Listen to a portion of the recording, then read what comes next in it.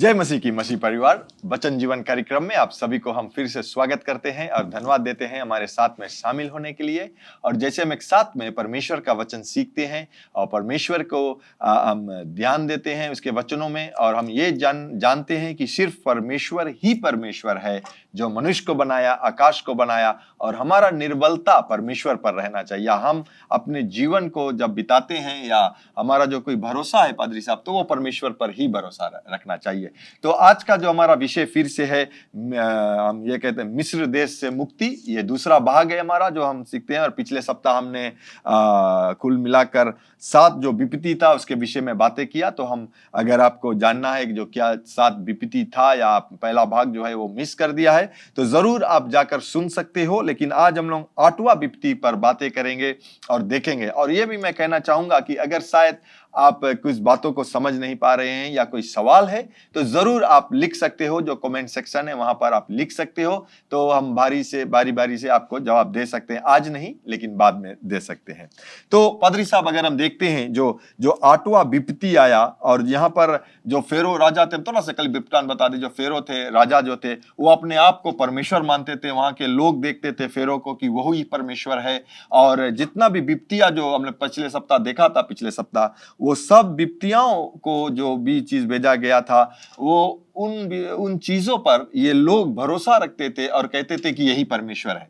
तो परमेश्वर ने, जो यहोवा परमेश्वर है, उन्हीं चीजों को भेजा, और वो जान सकते कि ये हमें बचाने वाला नहीं। तो आज हम देखते हैं जो 8वां विपत्ति है, और वो टिड्डियों के बारे में है। सही है पादरी, ये बहुत ही सुनहरा विषय में हम बातें करते हैं। ये शायद कई लोग इसके विषय में जानते ही नहीं होंगे या सुने भी होंगे, मगर गहराई में उस पर नहीं जा सके कि ये जो विपत्ति की बातें हम करते हैं, जो जिसे हम प्लेग कहते हैं, वो विपत्ति किस तरह की होती है और क्या है। तो हमें भी जो करना है, ये हमारे भी लिए है कि हम किस तरह से हर एक विपत्ति से बच सकते हैं। ये सिर्फ ये मिस्र देशों के लिए नहीं, हमें भी इस पर गौर करना है कि हम किस तरह से हर एक विपत्ति जो आने वाली है या हम देखते हैं, उनसे हम कैसे बच सकते हैं। तो उन सब से बचने के लिए हमें जो मिस्र का राजा है उस तरह अपना मन कठोर नहीं करना है, मगर परंतु अपने आप को यहोवा परमेश्वर के अधीन करना है। उसी के द्वारा हम हर एक विपत्ति से बच सकेंगे। और जैसे हम आज दूसरे जो 8वां विपत्ति है, उस पर हम कुछ विचार डालेंगे, और वो है जो ठीठियों का आक्रमण, जिसे हम कहते हैं लोकस्ट। उस पर परमेश्वर किस तरह से मूसा को आज्ञा देता है, और फिरौन किस तरह से उन आज्ञाओं का पालन नहीं करता है। तो फिर यहोवा ने मूसा से कहा कि फिरौन के पास जा, क्योंकि मैं ही उसके और उसके कर्मचारियों के मन को इसलिए कठोर कर दिया है कि अपने चिन्ह उनके बीच में दिखलाऊं, और तुम लोग अपने बेटों और पोतों से इसका वर्णन करो कि यहोवा ने मिस्रियों को कैसे ठट्टों में उड़ाया, और अपने क्या क्या चिन्ह उनके बीच प्रकट किए, जिससे तुम यह जान लो कि मैं यहोवा हूँ। तो हम यहाँ पर देखते हैं कि परमेश्वर जो दयालु परमेश्वर था, वो अभी भी अपना जो वाचा है, वो जो वचन है, वो मूसा के द्वारा उन लोगों तक भेजता है कि अब भी वे अपने आप को बदल लें, अपना जो मन है जो उसे कठोर ना करें और उन लोगों को जाने दें। लेकिन जो मिस्र का राजा था, वो अपने आप में भी तो डर था, क्योंकि वो जानता था कि जब परमेश्वर ने इन मूसा को भेजा है, तो मेरे पास भी तो मेरे मंत्र संत्र सब लोग हैं। लेकिन यहोवा के आगे किसी का मंत्र नहीं चलता। हम यहाँ एक चीज और देखते हैं पादरी साहब, आपने कहा कि जो मूसा को परमेश्वर ने बताया कि अपने लोगों को, बच्चों को ये बतलाना कि किस प्रकार से परमेश्वर ने जो चमत्कार किया, अपना जो सामर्थ्य दिखलाया, और मिस्र में से मुक्ति को दिया इजरायली लोगों को। तो यहाँ पर हम देखते हैं कि हम ये कह सकते हैं कि ये एक प्रिंसिपल है जो आज हम लोगों को भी जानना जरूरी है।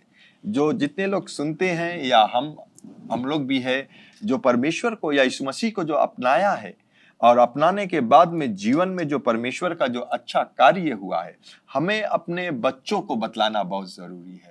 उन बच्चों को बतलाना ये भी जरूरी है कि तुम अपने बच्चों को बतलाना कि किस प्रकार से परमेश्वर हमें बचा कर लेकर आया या अंधकार में से ज्योति में लेकर आया। तो ताकि क्या होगा कि जब हमारे बच्चे जानेंगे तो वो परमेश्वर का जय जयकार करेंगे। वरना सिर्फ क्या होगा कि बंदवाई में से तो निकल कर आ गया, लेकिन जो 3-4 और जनरेशन जाएगा वो भूल जाएगा कि परमेश्वर ने किस प्रकार से अपना जो चमत्कार, अपना जो सामर्थ्य दिखलाकर मिस्र देश में बंदवाई में जो थे, जो क्या कहते हैं, जो वो लोग जो बंदवाई में थे और गुलामी में थे, गुलामी से आजाद किया परमेश्वर ने, तो बतलाना भी बहुत जरूरी है। पादरी साहब, हम देखते हैं कि जब टिड्डियों को भेजा, वहां पर जो भी कुछ बचा था वो खलास हो गया। लेकिन जब हम नौवे जो विपत्ति पर जाते हैं, जो देखते हैं कि परमेश्वर ने नौवे विपत्ति को किया, और वो था अंधकार। और ऐसा अंधकार नहीं था जो आज हम देखते हैं कि अच्छा यहाँ अंधकार में खड़ा है तो दूसरा व्यक्ति को हम देख सकते हैं। ये अंधकार जो था वो बहुत भारी, क्या कहते हैं, बहुत बहुत ज्यादा अंधकार था कि अगर एक व्यक्ति दूसरे व्यक्ति के बगल में अगर खड़ा हो जाए, जब तक वो अपने दांत को नहीं दिखलाएगा तो जान नहीं पाएगा ना? सही है पादरी। जैसे यहाँ हम देखते हैं, तो अभी हम देखें तो अंधकार सिर्फ जैसे अगर हम कहें तो कुछ ही घंटों के लिए रहता है। जी हाँ। लेकिन जब परमेश्वर ने इस विपत्ति को उन लोगों पर भेजा तो वो विपत्ति पूरे 3 दिनों तक उन पर था। सही है। तो अगर हम इसे पढ़ते हैं पादरी, तो एक्सोडस 10:21 से, फिर यहोवा ने मूसा से कहा, अपना हाथ आकाश की ओर बढ़ा कि मिस्र देश के ऊपर अंधकार छा जाए। तो किस तरह परमेश्वर ने मूसा से कहा कि सिर्फ अपना हाथ उठा और अंधकार छा गया।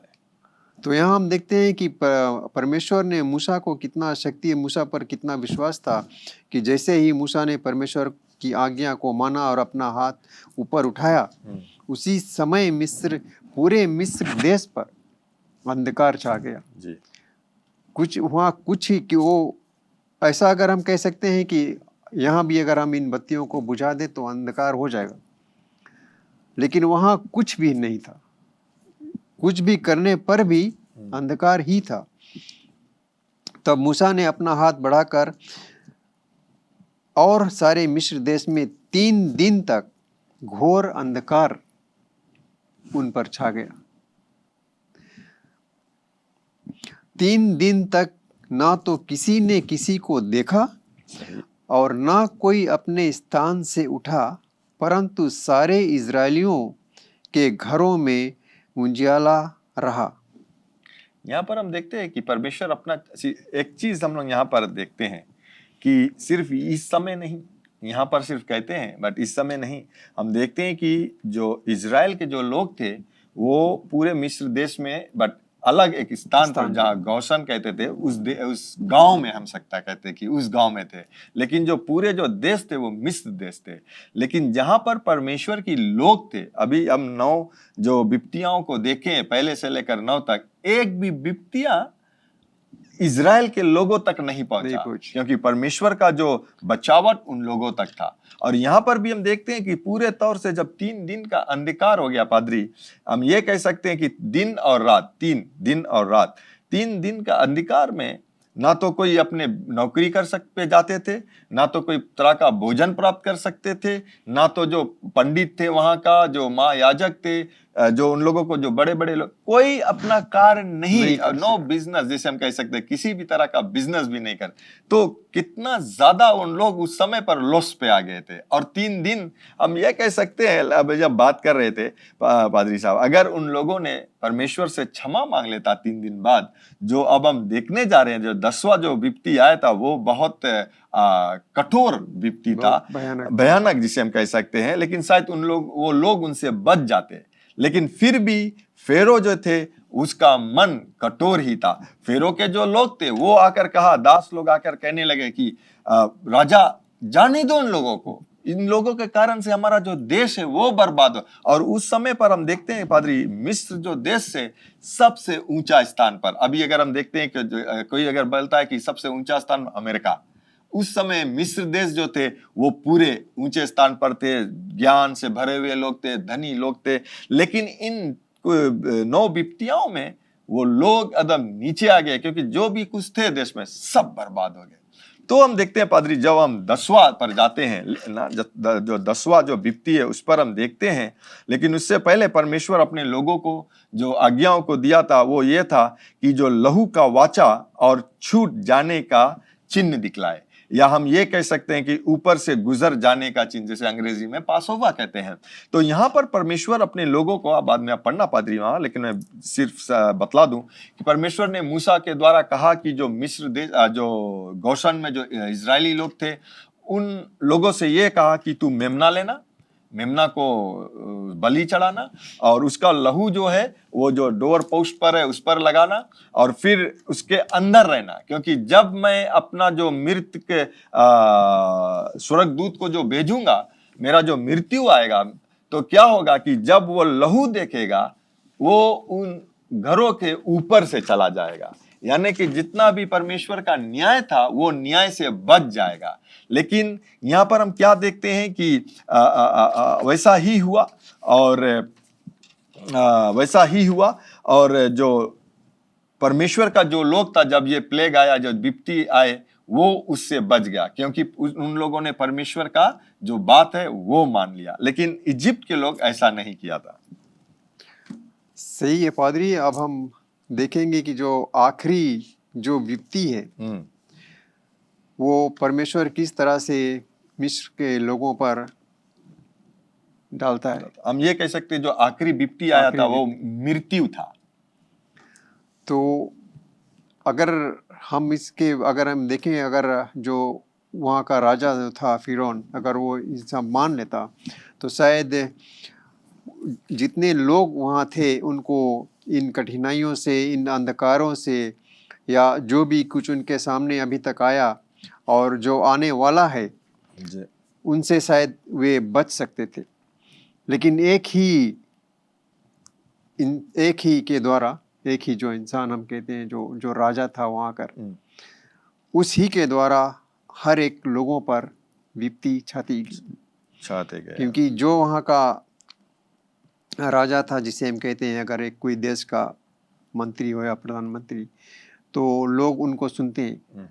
लेकिन अगर वो सही रास्ता पर चलता और परमेश्वर को अपना लेता और परमेश्वर जो कहता वो मान लेता, तो शायद वो तो खुद, मगर कितने लोग उसके साथ बच जाते, और कितनों को ये जो कठिनाई से वे गुजरे थे, जो मेढक थे, जो लईस थे, वो कितने जो जल भी नहीं था पीने के लिए और बहुत कुछ से वे गुजरते थे।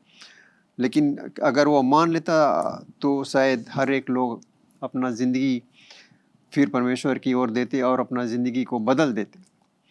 तो हम देखेंगे पादरी, ये जो आखिरी जो विपत्ति है वो क्या है। आखिरी विपत्ति जो है वो पहलौठों की मृत्यु की चेतावनी है। फिर यहोवा ने, हम अगर से पढ़ते हैं एक्सोडस 11:1 से, फिर यहोवा ने मूसा से कहा, एक और विपत्ति मैं फिरौन और मिस्र देश पर डालता हूँ। उसके पश्चात वह तुम लोगों को वहां से जाने देगा, और जब वह जाने देगा तब तुम सबों को निश्चय निकाल देगा। मेरी प्रजा को मेरी यह आज्ञा सुना कि एक एक पुरुष अपने अपने पड़ोसी और एक एक स्त्री अपनी अपनी पड़ोसिन से सोने चांदी के गहने मांग ले। तब यहोवा ने मिस्रियों को अपनी प्रजा पर दयालु किया। इसके अतिरिक्त वह पुरुष मूसा मिस्र देश में फिरौन के कर्मचारियों और साधारण लोगों की दृष्टि में अति महान था। फिर मूसा ने कहा, यहोवा इस प्रकार कहता है, आधी रात के लगभग मैं मिस्र देश के बीच में होकर चलूंगा। तब मिस्र में सिंहासन पर विराजने वाले फिरौन से लेकर चक्की पीसने वाली दासी तक के पहलौठे, वरन पशुओं तक के सब पहलौठे मर जाएंगे, और सारे मिस्र देश में बड़ा हाहाकार मचेगा। यहाँ तक कि उसने उसके समान ना तो कभी हुआ और ना होगा। पर इस्राएलियों के विरुद्ध क्या मनुष्य, क्या पशु, किसी पर कोई कुत्ता भी ना भौंकेगा, जिससे तुम जान लो कि मिस्रियों और इस्राएलियों में मैं यहोवा अंतर करता हूँ। तब तेरे ये सब कर्मचारी मेरे पास आ मुझे दंडवत करके या कहेंगे, अपने सब अनुचरों समेत निकल जा, और उसके पश्चात मैं निकल जाऊंगा। यह कहकर मूसा बड़े क्रोध में फिरौन के पास से निकल गया।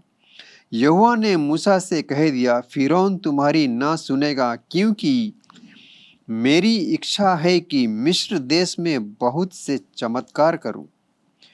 मूसा और हारून ने फिरौन के सामने से ये सब चमत्कार किए, पर यहोवा ने फिरौन का मन और कठोर कर दिया, इसलिए उसने इस्राएलियों को अपने देश से जाने ना दिया।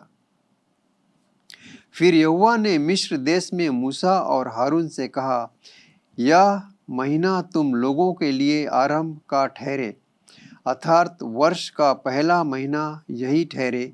इज़राइल की सारी मंडली से इस प्रकार कहो, इसी महीने के 10वें दिन को तुम अपने अपने पितरों के घरानों के अनुसार घराने पीछे एक एक मेमना ले लो, और यदि किसी के घराने में एक मेमने के खाने के लिए मनुष्य कम हो, तो वह अपने सबसे निकट रहने वाले पड़ोसी के साथ प्राणियों की गिनती के अनुसार एक मेमना ले रखे। और तुम हर एक के खाने के अनुसार मेमने का हिसाब करना। तुम्हारा मेमना निर्दोष और 1 वर्ष का ना रहे, और उसे चाहे भेड़ों में से लेना चाहे बकरियों में से। और इस महीने के 4वें दिन तक उसे रख छोड़ना, और उस दिन गोद लिए के समय इज़राइल के सारी मंडली के लोग उसे बलि करें। तब वे उसके लहू में से कुछ लेकर जिन घरों में मेमने को खाएंगे उनके द्वार के दोनों आंगनों और चौखट के सिर पर लगाएं, और वे उसके मांस को उसी रात आग में भूनकर आखमिरी रोटी और कड़वे सात पात के से खाएं।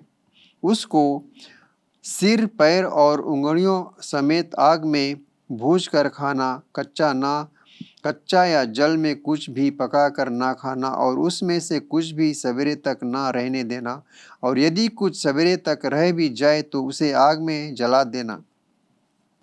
और उसके खाने की यह विधि है, कमर बांधे, पाँव में जूती पहने और हाथ में लाठी लिए हुए उसे फुर्ती से खाना।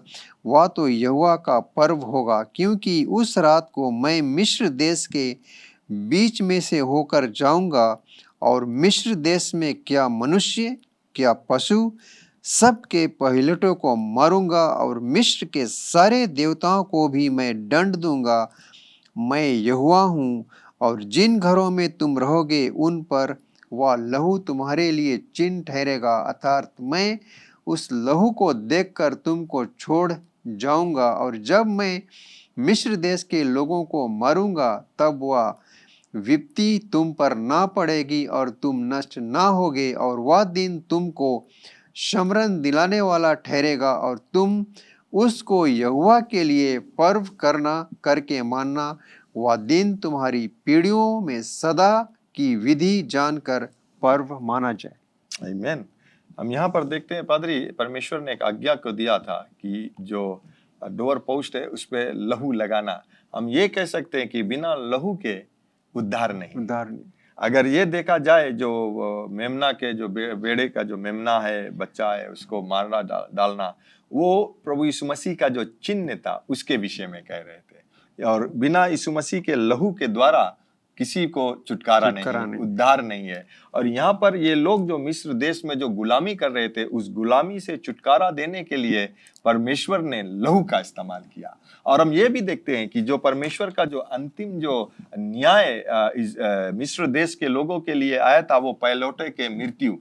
परमेश्वर ने उन लोगों को बचाने के लिए कहा कि तुम लहू को लगाना। अगर किसी, हम ये कह सकते हैं पादरी साहब, ये जो आखिरी था वो सबके लिए था। लेकिन ये परमेश्वर ने दिखलाया कि मृत्यु सबके लिए है, लेकिन मृत्यु से बचाने वाला वो लहू है।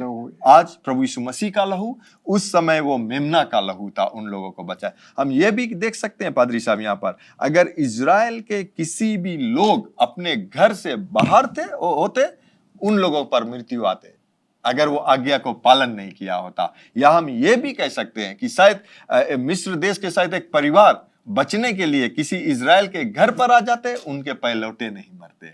क्यों? क्योंकि लहू में वो सामर्थ है किसी को बचाने के लिए। और अब जब हम परमेश्वर की आज्ञा को नहीं पालन करते हैं तो परमेश्वर का जो न्याय है वो किसी के ऊपर आ सकता है, क्योंकि परमेश्वर अपने वचन को ध्यान रखते हैं। ना तो किसी मनुष्य को कहता है कि कोई मनुष्य पर वो क्या कहते हैं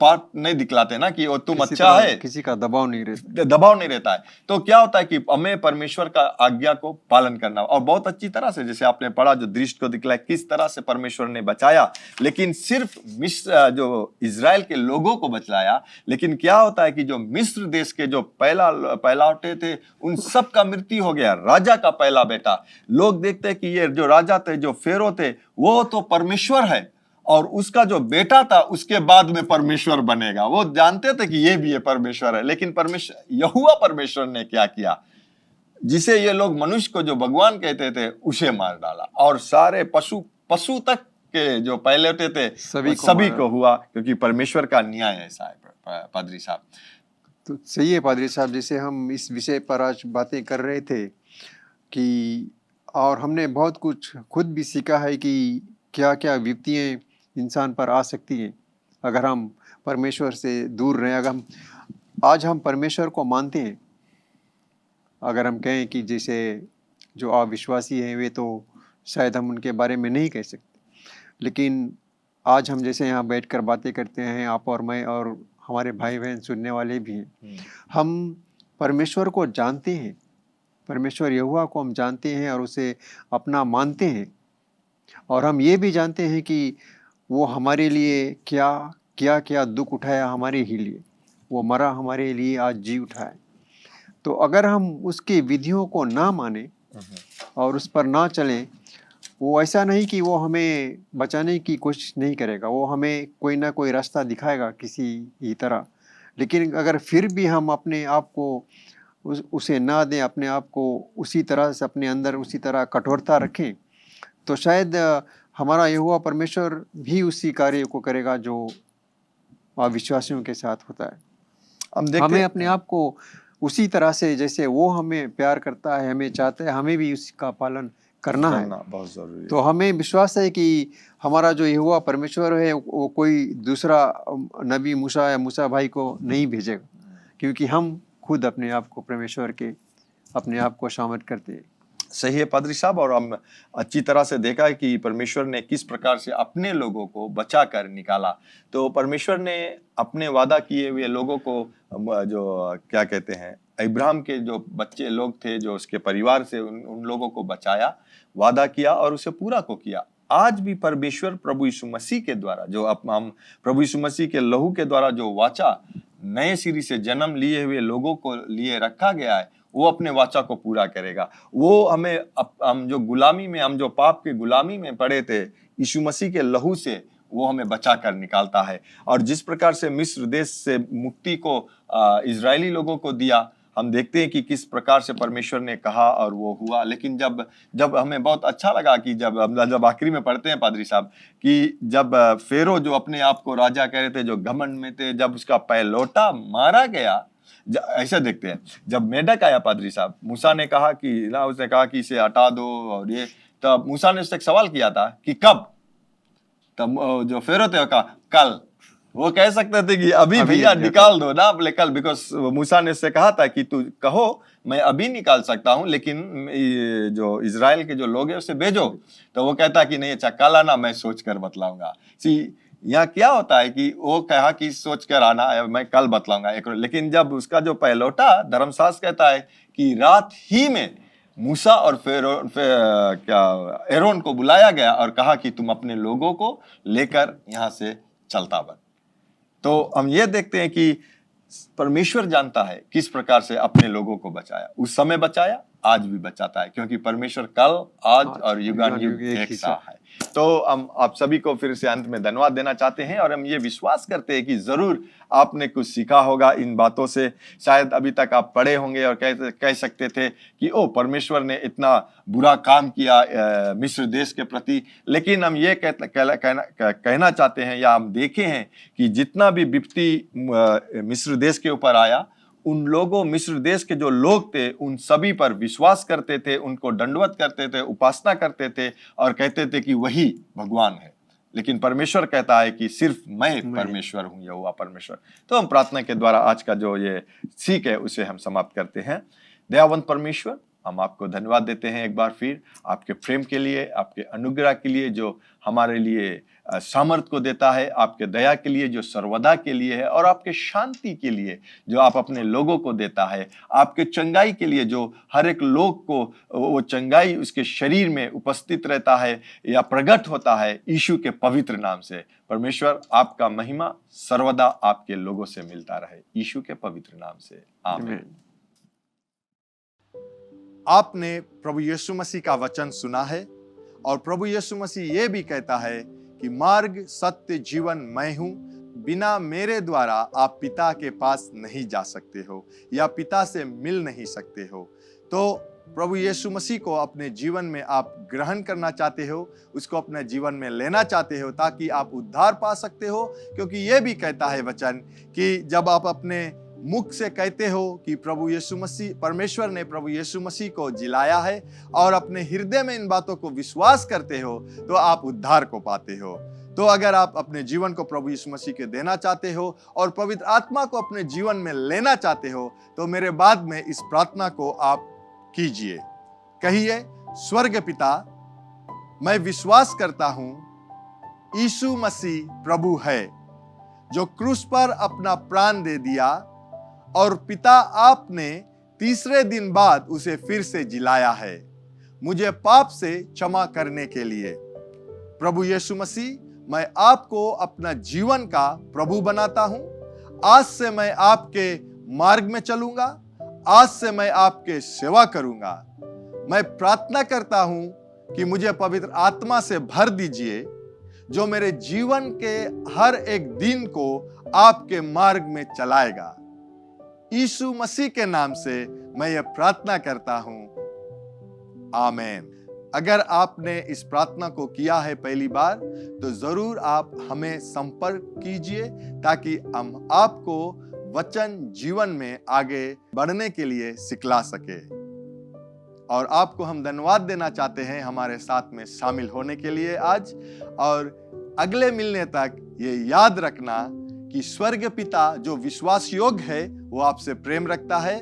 प्रभु यीशु मसीह भी जो विश्वास योग्य है वो आपसे प्रेम रखता है। यहाँ JCLM में हम लोग आपसे प्रेम रखते हैं, आपके लिए प्रार्थना करते हैं और यीशु मसीह ही प्रभु है। Bye bye. Learn more from God's Word and send us your prayer request by visiting our website www.jclm.org, or you can like our Facebook page, Jesus Christ is Lord Ministries, to keep up with the now word of the Lord for the season. Follow us on Instagram, JCLM Fiji. Better still, subscribe to our YouTube channel, JCLM Fiji, to receive the latest teaching of God from the ministry.